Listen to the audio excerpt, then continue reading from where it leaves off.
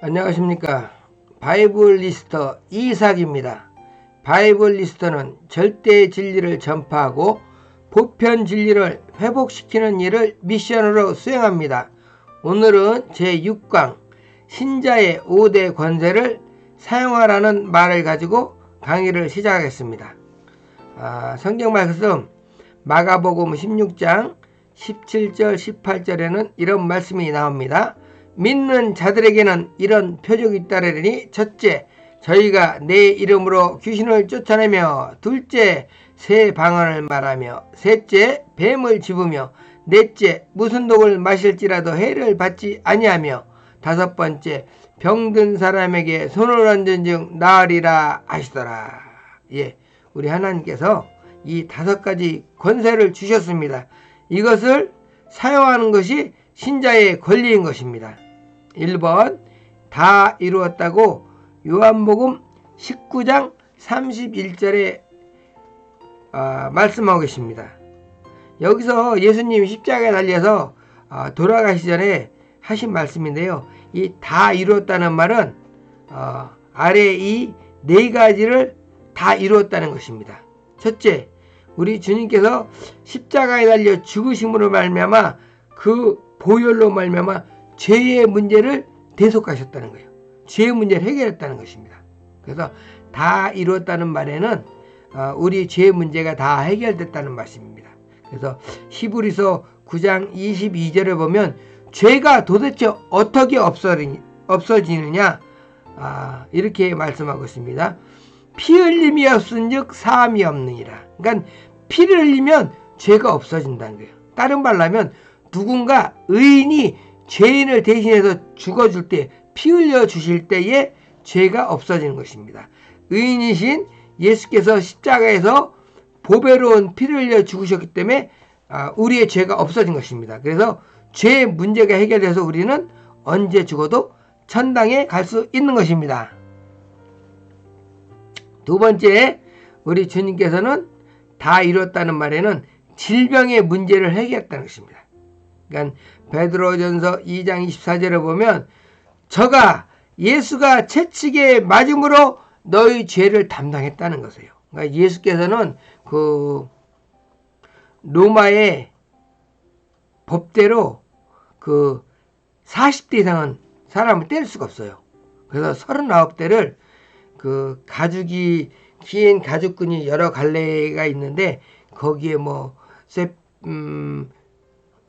동물의 뼈도 달려있고 납덩어리가 달려있는데 그런 쇠 가죽에 예수께서 머리부터 발끝까지 39대를 진짜 피가 터지도록 피가 살점이 떨어져 나가도록 매를 맞으셨어요. 그래서 그 아픔은 그 통증 때문에 예수께서 우리 죄를 갖고 왔다는 것이에요.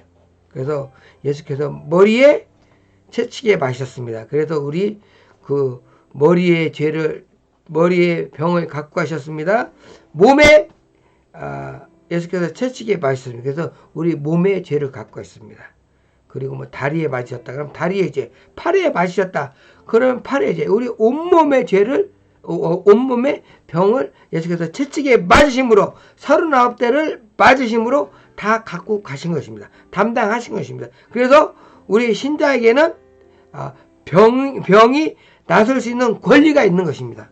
여러분이 기도하든지 귀신에 의한 것은 귀신을 쫓든지 음식을 잘못 먹었다면 음식을 정당한 음식을 먹음으로 해결해야 되는 것입니다. 그래서 예수께서 여러분의 죄를 가져가셨기 때문에 담당하셨기 때문에 여러분은 건강할 권리가 있는 것입니다.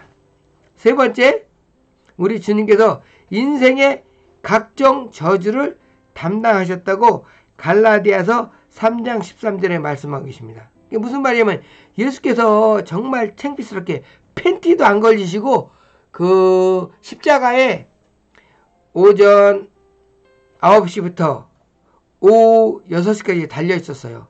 남자 여자 그 많은 사람 앞에서 얼마나 창피합니까? 세상 말로 진짜 쪽팔리는 일이잖아요. 그게 왜 그랬을까요? 그게 바로 우리의 인생의 각종 저주를 담당해서 그렇게 비참하게 창피하게 십자가에 달렸다는 거예요.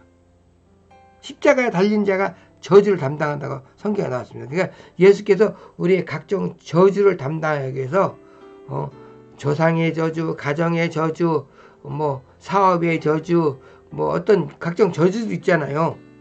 그런 것을 담당하셨다는 것입니다. 그래서 여러분은 모든 저주로부터 해방될 권리가 있는 것입니다. 그리고 인류가 가장 고심했던 문제, 이 죽음의 문제. 도대체 인간은 왜 죽는 걸까? 죽지 않는 방법은 없을까? 예수께서 그걸 해결하셨어요. 히브리서 2장 14절에 보니까 마귀가 이 죽음의 세력을 갖고 있다는 거예요. 그래서 마귀가 예수님 오기 전에 인류 4,000년 동안에 수백억의 인구를 죽였잖아요. 근데 이 마귀의 죽음의 권세를 못 이겼어요. 그냥 마귀한테 꽉 눌려서 살아난 사람이 없었어요. 근데 예수가 오셔서 마귀의 죽음의 철장을 뜯어 제끼고 부활하신 것입니다. 그래서 인간의 죽음의 문제가 해결됐어요. 다른 말로 하면 죽음의 문제가 해결되는 것은 인간에게 영생이 주어졌다는 것입니다. 그래서 여러분이 죽음으로 끝나지 않고 영생의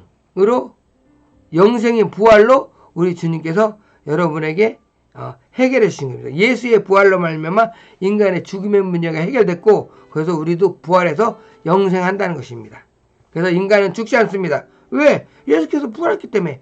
예수께서 그 죽음의 권세인 마귀의 머리를 깨뜨렸기 때문에 우리가 마귀에게 죽어도, 우리가 인간이 죄 때문에 죽어도, 그 다음에 인간이 나이가 먹어 죽어도 죽음의 문제를 깨뜨리고 우리도 부활해서 영생하는 것입니다. 그래서 예수께서 죽음의 문제를 해결하시기 때문에 여러분 기뻐하시기 바랍니다. 그래서 다 이뤘다는 뜻은 예수께서 과거, 현재, 미래의 죄를 다 해결하셨다. 아멘. 예수께서 머리부터 발까지의 모든 죄를 다 해결하셨다. 아멘. 채식의 마지막으로 예수께서 남에 달려 창피를 당하심으로 인생의 각종 저주를 다 해결하셨다. 아멘. 그리고 예수께서 인간의 가장 본질적인 문제인 죽음의 문제를 청구하셨다. 아멘. 그래서 그 다 이루었다는 예수의 그 한마디는 이 네 가지의 모든 부분이 해결된 것입니다.